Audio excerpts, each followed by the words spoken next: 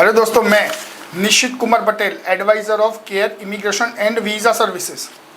एक दफ़ा फिर हम आपके साथ जुड़े हैं हमारे यूएसए जाने वाले सितंबर 23 इनटेक में, जो केयर इमिग्रेशन में से जिन बच्चों का हमने एडमिशन करवाया वो भी स्कॉलरशिप के साथ। तो ये वीडियो में उन लोगों के लिए इंफॉर्मेटिव रहेगा कि जो बच्चे मई 24 या फिर सितंबर 24 इनटेक के लिए यूएस जाने के लिए सोच रहे हैं और जिनके पास आईएलटीएस में ओवरऑल 5.5 बैंड या फिर उसके ऊपर है, 6, 6.5, 7, 7.5, 8 बैंड या 8.5 बैंड, उसके साथ जिन बच्चों ने जीआरई दी है या फिर नहीं दी, जीमेट की एग्ज़ाम दी है या फिर नहीं दी, सेट एग्ज़ाम दिया है या फिर नहीं दिया, फिर भी यूएस में वो स्कॉलरशिप के साथ जा सकते हैं। कैसे? चलिए इस वीडियो के अंदर हम आपको इन्फॉर्मेशन देंगे कि स्कॉलरशिप्स यूएस में यूनिवर्सिटीज़ किस बेस पे देती है, कैसे स्कॉलरशिप देती है, स्कॉलरशिप के लिए क्राइटेरिया क्या है, या स्कॉलरशिप के लिए आपका एकेडमिक या आईएलटीएस दोनों एकदम बढ़िया ही होने चाहिए, ऐसा है क्या? या फिर जिसके पास आईएलटीएस में या एकेडमिक में परसेंटेज और आईएलटीएस में बैंड कम है, उनको भी स्कॉलरशिप के साथ यूएस में एडमिशन मिल सकता है या नहीं मिल सकता? यूएस में कौन सी यूनिवर्सिटी स्कॉलरशिप देती है, मैक्सिमम स्कॉलरशिप कितनी तक होती है, ये सारी चर्चा करेंगे इस वीडियो के अंदर। Care immigration and visa services last 17 years से ये एजुकेशन फील्ड के अंदर है दोस्तों, और हमने तकरीबन 10,000 से उपरांत स्टूडेंट्स को हमने हायर स्टडी के लिए foreign, US, Canada, UK, Australia, New Zealand, ये सारी कंट्रीज़ में भेजा है। तो चलिए इस वीडियो को आगे बढ़ाते हैं। अगर आप भी यूएस जाने के लिए सोच रहे हो, लेकिन अगर आपको ऐसा मालूम है या फिर आप ऐसा सोच रहे हो कि यूएस में बहुत बड़ा खर्चा हो रहा है, या फीस कंपेयर टू कनाडा बहुत है, या कंपेयर टू यूके, या कंपेयर टू ऑस्ट्रेलिया, यूएस में तो भाई बहुत खर्चा आता है, यूएस में तो बैचलर एजुकेशन में 1 करोड़ के आसपास खर्चा आता है, या फिर अंडर ग्रेजुएट के लिए 1 करोड़ के आसपास खर्चा आता है। अगर ऐसा सोचना है आपका, वेट, वीडियो को एंड तक जरूर देखिएगा। शायद हो सकता है आप अगर पैसे के हिसाब से यूएस जाना नहीं सोच रहे हो, या फिर कोई और कंट्री के लिए सोच रहे हो, क्योंकि यूएस में खर्चा ज़्यादा है, तो ये वीडियो आपकी सहायता करेगा। तो चलिए हम बताते हैं, सितंबर 23 जो इंटेक ख़त्म हुआ उसमें हमारे बहुत से अच्छे स्टूडेंट्स ने अच्छे से अच्छा वीज़ा रेशियो लेके वो स्टूडेंट्स यूएसए स्टडी के लिए पहुँचे तो सही। आजकल हर एक लोग यूएस जाना चाहते हैं पढ़ाई के लिए, और आप भी देख रहे होंगे या सुन रहे होंगे, या फिर आपने कहीं सोशल मीडिया या न्यूज़पेपर में देखा होगा कि यूएस ने इतने वीज़ा दिया, इतना वीज़ा दिया, इतना वीज़ा दिया। तो भैया वीज़ा तो दे रहे हैं, लेकिन आपका बेनिफिट क्या है उसके अंदर? आप क्या स्कॉलरशिप पढ़ाई के लिए जाने वाले हो? तो भैया आपका फ़ायदा है। हम बात करते हैं कौन सी यूनिवर्सिटी यूएस में स्कॉलरशिप दे रही है, तो ज़रूर ध्यान में रखिएगा। हम यूनिवर्सिटी का नाम दे रहे हैं कि ऐसा नहीं है कि वो यूनिवर्सिटी स्कॉलरशिप दे रही है। हम इतनी गारंटी देते हैं कि ये यूनिवर्सिटीज़ ने हमारे रिक्रूट बच्चों को ऑलरेडी स्कॉलरशिप दिया है।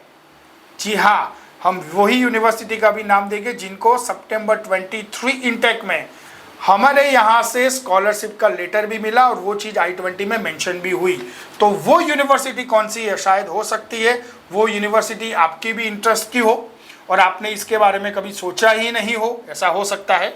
चलिए स्कॉलरशिप देने वाली यूनिवर्सिटी का नाम पता करते हैं जिनको हमारे यहाँ से स्कॉलरशिप मिला है। हो सकता है दूसरी भी बहुत सी यूनिवर्सिटीज़ हो जो स्कॉलरशिप दे रही हो, लेकिन हम उनका यहाँ पर नाम नहीं देंगे, क्योंकि हमने ये जो वीडियो बनाया हमारा विथ प्रूफ हमने बनाया है, और डिस्क्रिप्शन बॉक्स में हमने वो सारे बच्चों का नाम भी डाले हैं, यूनिवर्सिटी का नाम भी डाला है, और साथ में कितनी स्कॉलरशिप मिली उनको, $1,000 से $1,000 से लेकर $20,000 तक की स्कॉलरशिप मिली है, ये भी डिटेल डाली है। और ये सारे के सारे बच्चे केयर इमिग्रेशन के ही स्टूडेंट हैं।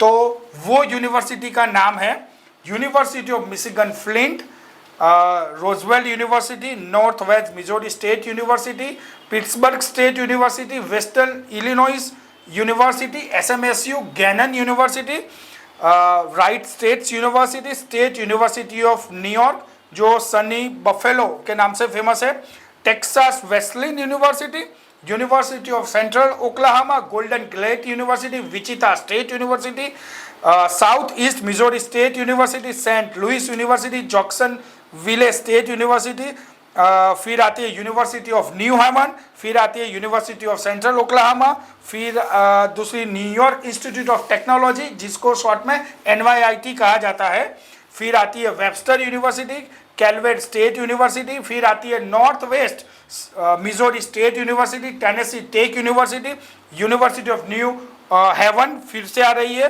वेबस्टर यूनिवर्सिटी, और लास्ट में होते हैं south west Minnesota state university. यानी ये सारी यूनिवर्सिटी को लेके केयर इमिग्रेशन ने बच्चों ने बहुत सा लाभ उठाया। तकरीबन हमारे 31 स्टूडेंट्स को हमने स्कॉलरशिप करवाया था सितंबर 23 के अंदर। ये इकट्ठा होके तकरीबन 2 लाख, अप्रोक्सीमेटली 2 लाख $US तक का ये स्कॉलरशिप था इकट्ठा, जिसकी वैल्यू इंडियन रुपीस में बनती है 1 करोड़ और 60 लाख रुपीस। इतनी स्कॉलरशिप केयर के बच्चों को मिली है, 1 करोड़ 60 लाख रुपीस की स्कॉलरशिप, वो भी एक ही इंटेक में, सितंबर 23 वाले इंटेक में। तो फिर आप सोचेंगे कि अगर आप भी यूएसए सोच रहे हो मई 24 या सितंबर 24, हो सकता है आप इंडिया के कोई और पार्ट में से जा रहे हो या इंडिया के बाहर से भी आप यूएस जा रहे हो। जैसे हमारे बहुत से इंडियन सिटीजन मिडल ईस्ट में रहते हैं, दूसरी अफ्रीकन कंट्रीज में रहते हैं, वो भी अपने बच्चों को कनाडा या फिर यूएस पढ़ने के लिए भेजने के लिए सोच रहे होते हैं, और उनको वो यूएस में जाने के लिए उनको मोटिवेट करते हैं। लेकिन भैया ये फीस के हिसाब से वो लोग रुक जाते हैं, तो ये वीडियो उन तक भी पहुंचाइएगा, उनको बेनिफिट रहेगा।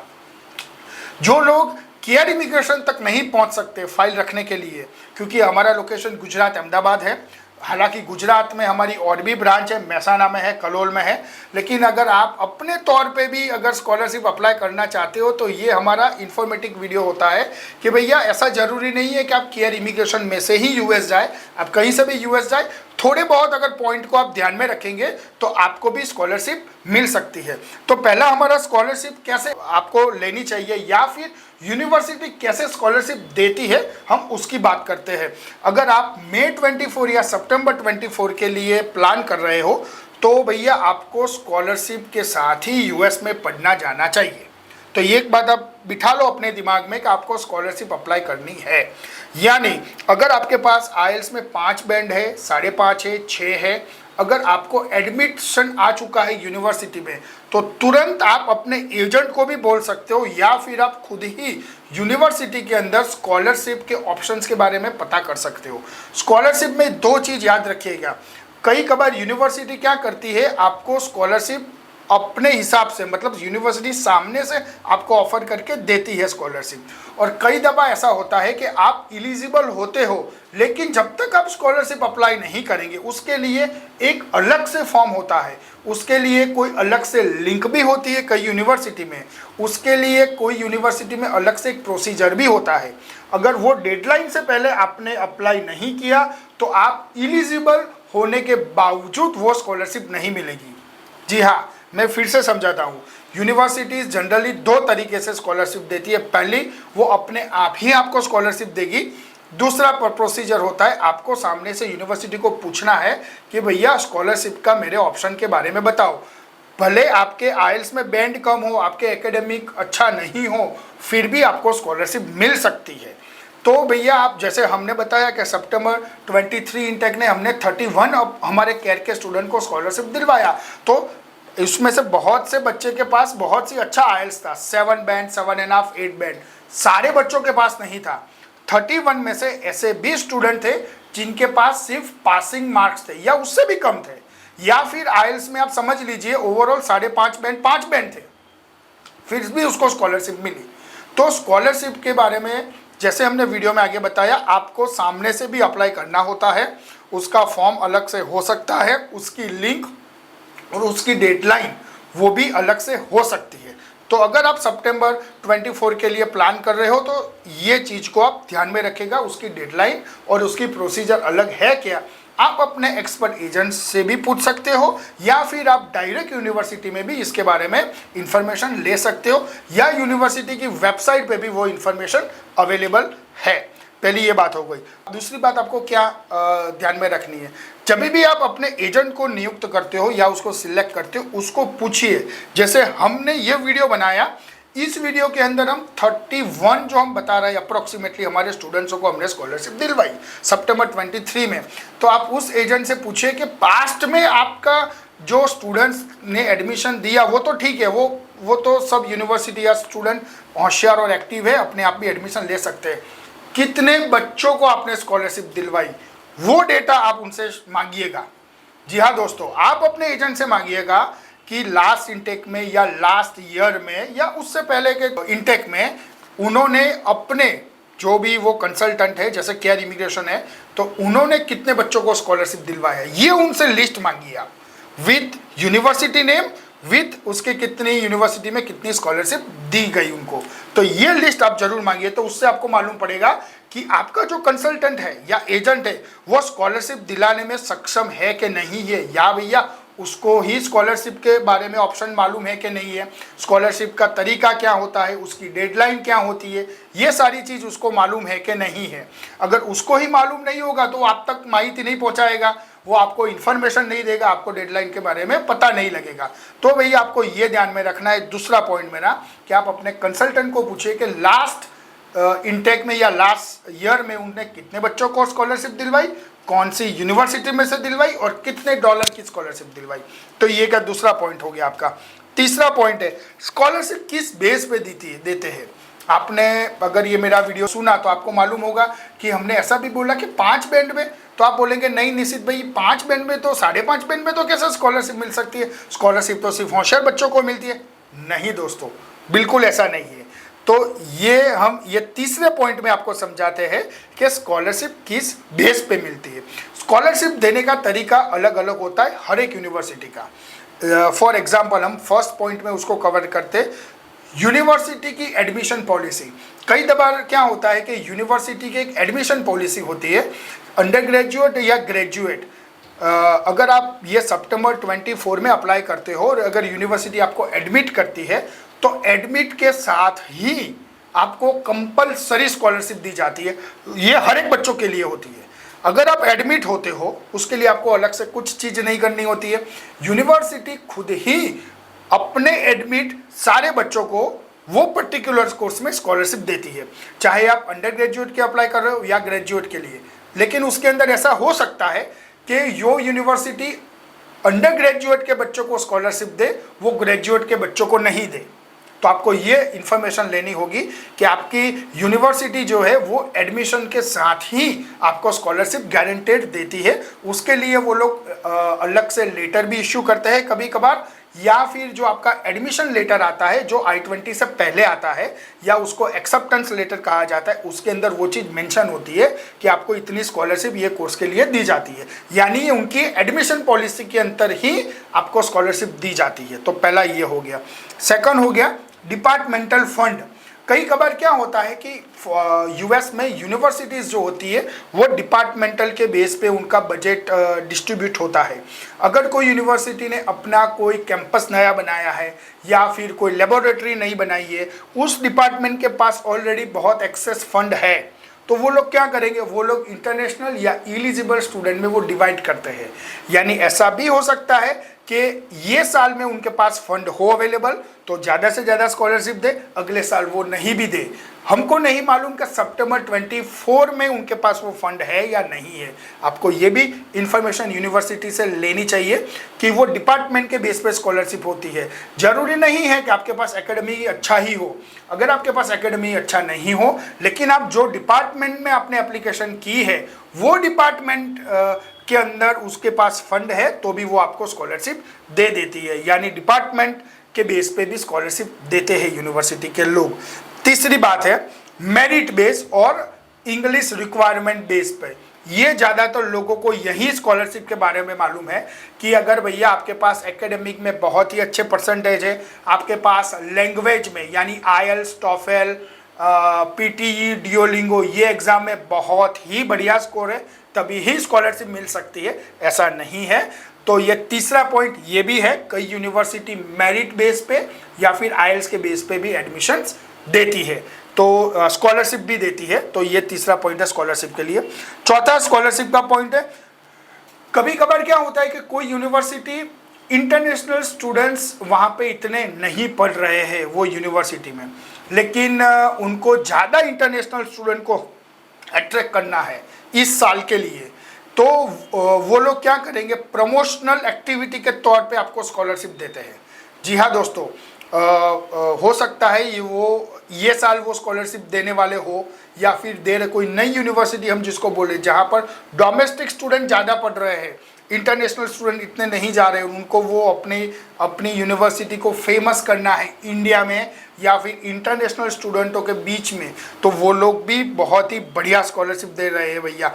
अपने को तो क्या है, यूएस का स्टेम कोर्स चाहिए, यूएस का अच्छा सा एडमिशन गवर्नमेंट यूनिवर्सिटी होनी चाहिए और भैया अपनी फीस कम होनी चाहिए, ये बेनिफिट आपको लेना है। तो ये भी कभी कभार हो सकता है यूनिवर्सिटी अपने आप को प्रमोट करना चाहती है इंटरनेशनल स्टूडेंट के बीच में, तो भी वो स्कॉलरशिप देती है। आपको ये सर्च करना है कि कौन सी यूनिवर्सिटी सितंबर 24 के लिए इंटरनेशनल स्टूडेंट को प्रमोट के लिए सोचिए। अगर आप अप्लाई करेंगे जो यूनिवर्सिटी ऑलरेडी पहले से फेमस है, जहां पर इंटरनेशनल स्टूडेंट भर भर के जा रहे हैं, हो सकता है वही सिटी में उसके अगल बगल में ही कोई अच्छी सी यूनिवर्सिटी हो, है ना, लेकिन उससे भी कम फीस में, तो भाई हम क्यों नहीं जाए। जैसे आप एग्जांपल ले लीजिए NYIT, वैसे सारे बच्चों के लिए NYIT और NJIT बहुत फेमस है, जो कनेक्टिकट और न्यूयॉर्क में और न्यू जर्सी में है, तो वहाँ पर भर भर के इंडियन स्टूडेंट जा रहे हैं, तो वो लोग इतनी स्कॉलरशिप नहीं देंगे। लेकिन वहाँ पे भी दूसरी एक यूनिवर्सिटी है सेंट पीटर्स करके, अगर आप वहाँ से MBA करेंगे या सोच रहे हैं तो वो $10,000 का स्कॉलरशिप देती है। दोनों बहुत ही पास लोकेशन में है। तो ऐसा बहुत से सिटी में यूएस में ऐसा हो सकता है कि जिस सिटी में आप जाना चाहते हो वहाँ पर फेमस है यूनिवर्सिटी, ऑलरेडी इंटरनेशनल स्टूडेंट जा रहे हैं, तो वो लोग कुछ इतना ज़्यादा स्कॉलरशिप नहीं देते। कोई नई यूनिवर्सिटी, उसको अपना प्रमोशन करना है इंडियन स्टूडेंट के बीच में, तो वो लोग देते हैं। तो ये आपको मालूम करना रहेगा अगर आपको बहुत से अच्छे आपके पैसे ट्यूशन फी पे बचाने हैं तो। और लास्ट में पॉइंट आता है कि आप ये ध्यान रखिए कि वो ये भी इम्पोर्टेंट होता है कि वो लोगों के पास कितने स्कॉलरशिप की एप्लीकेशन आती है। जैसे आप को अभी तक यहाँ मालूम नहीं था, बहुत से कंसल्टेंटों को भी मालूम नहीं है, बहुत से स्टूडेंट्स को भी मालूम नहीं है। वो लोग अप्लाई कर देते हैं, एडमिशन आ जाता है, फिर स्कॉलरशिप के बारे में वो पता ही नहीं करते, स्कॉलरशिप के बारे में वो अप्लाई ही नहीं करते। तो क्या होता है कि उनके पास एक तय फंड होता है कि इतना स्कॉलरशिप देना है, लेकिन आप उसको इस तरीके से समझिए कि 100 रुपीज़ अगर उसको डिस्ट्रीब्यूट करने हैं अंडर ग्रेजुएट में, वो भी बिजनेस के कोर्स के लिए, लेकिन उसके अंदर सिर्फ 2 ही बच्चों ने एप्लीकेशन किया, तो वो जो 100 रुपीज़ रहेगा वो दोनों के बीच में डिवाइड होगा, यानी 50-50 रुपीज़ मिलेगा। या फिर 10 लोगों ने अप्लाई किया, 100 रुपीज़ की फंड उनके पास है, अप्लाई 10 लोगों ने स्कॉलरशिप किया, तो फिर वो हर एक को 10-10 देंगे। तो इस तरीके से कितने लोग स्कॉलरशिप के लिए अप्लाई करते हैं उनको वो बेनिफिट मिलता है। तो आपको स्कॉलरशिप अपने हिसाब से, आपके परसेंटेज कोई भी हो, आपके IELTS में रिक्वायरमेंट भी कोई भी हो, आपको अप्लाई करना चाहिए। तो ये ध्यान में रखिएगा। सितंबर 24 अगर आप टारगेट कर रहे हो तो ये वीडियो बनाने का मतलब है स्कॉलरशिप, जैसे मैंने एग्जांपल बहुत ही अच्छी तरह देके इस वीडियो के अंदर समझाया, स्कॉलरशिप के साथ ही आप पढ़ने चाहिए, ये टारगेट रखिए। फिर आप सोचेंगे कि निश्चित भाई मेरा सितंबर 24 के लिए हम सोच रहे हैं, लेकिन हमारा 12th का रिजल्ट बाकी है या फिर ग्रेजुएशन का फाइनल रिजल्ट बाकी है, तो मेरा तो कंडीशनल एडमिशन हुआ, तो कंडीशनल एडमिशन पे स्कॉलरशिप मिलेगी क्या? यस। तो कई यूनिवर्सिटी कंडीशनल एडमिशन के बेस पर भी स्कॉलरशिप देती है, लेकिन आपको ये पूछना है, आपको ये इन्फॉर्मेशन लेनी है उनको कि कंडीशनल एडमिशन बेस पे कितनी स्कॉलरशिप है, उसके लिए खास स्कॉलरशिप की डेडलाइन भी आपको ध्यान में रखनी रहेगी। ठीक है, फिर आता है कि ये तो ठीक है, स्कॉलरशिप के बारे में बता दिया, बहुत ही अच्छी तरह हमने डिटेल में बताया कि कैसे स्कॉलरशिप अप्लाई की जाती है। केयर इमिग्रेशन की एक्सपर्ट टीम ने अपने सितंबर 23 इंटेक में कितने बच्चों को स्कॉलरशिप दिलवाई, और तकरीबन $2 लाख जो तकरीबन इंडियन रुपीस में होते 1,60,00,000 के आसपास, इतने रुपीस की स्कॉलरशिप हमने ऑलरेडी केयर के बच्चों को दिलवाई। अभी मोटे मोटे बात करें, यूएस में अगर आप सोच रहे हो इतनी इन्फॉर्मेशन देने के बाद भी कि यूएस में पढ़ाई महंगी है या यूएस बहुत एक्सपेंसिव है, बिल्कुल नहीं। केयर इमिग्रेशन अपने बच्चों को अंडर ग्रेजुएट जी हाँ दोस्तों, अगर आप बैचलर के लिए यूएस जाना चाहते हो, 1 साल की fees 8 lakh rupees per year है, यानी पूरे कोर्स की फी हो गई 32 से 35 लाख रुपीस में आपका 4 साल का ग्रेजुएशन यूएस में खत्म हो सकता है। ऐसी यूनिवर्सिटी के ऑप्शंस केयर के पास है। दूसरे, अगर आप ग्रेजुएट स्टडी के लिए जा रहे हो, एमबीए के लिए यूएस जा रहे हो, एमएस के लिए जा रहे हो, तो केयर इमिग्रेशन के पास ऐसे भी यूनिवर्सिटी के ऑप्शन है जहां पर तकरीबन 4.5 से 5 लाख फीस पर ईयर, यानी कोर्स की पूरी fees 9 lakh to 10 lakh rupees. 2 साल का मास्टर होता है, 1 साल की फी मैंने बताई 4.5 से 5 लाख, पूरे साल की फी 4.5 से 5 लाख, और 2 साल का जो मास्टर का कोर्स होता है उसकी 2 साल की फी हो गई 9 से 10 लाख। ये भी ऑप्शंस केयर इमिग्रेशन के पास अवेलेबल है दोस्तों। तो अगर और इन्फॉर्मेशन के लिए आप अगर जाना चाहते हो तो केयर इमिग्रेशन अहमदाबाद में है हमारा ऑफिस, साथ में आप हमारी दूसरी ब्रांच है महसाना कलोल, वहाँ पे भी कांटेक्ट कर सकते हो। अगर आपको ये वीडियो अच्छा लगता है और आप देख रहे हो कि आपका कोई फ्रेंड, दोस्त, रिश्तेदार या रिलेटिव्स पैसे के वजह से, या फिर ऐसा उसको मानना है कि यूएस में बहुत एक्सपेंस होता है, यूनिवर्सिटी महंगी है, बहुत सी यूनिवर्सिटी महंगी भी है यूएस में, लेकिन उसको स्कॉलरशिप के साथ यूएस में पढ़ना है, तो ये वीडियो उन तक जरूर पहुंचाइएगा। आपकी सहायता रहेगी, उनकी सहायता रहेगी। अगर ये वीडियो आपको अच्छा लगता है तो उसको लाइक कीजिए, फॉरवर्ड कीजिए। अगर आपको लगता है कि हम और ऐसा कोई टॉपिक पे वीडियो बनाएं तो कमेंट करके जरूर बताइएगा, हमको मोटिवेशनल मिलता रहेगा और वीडियो बनाने के लिए। Thank you very much for watching the video.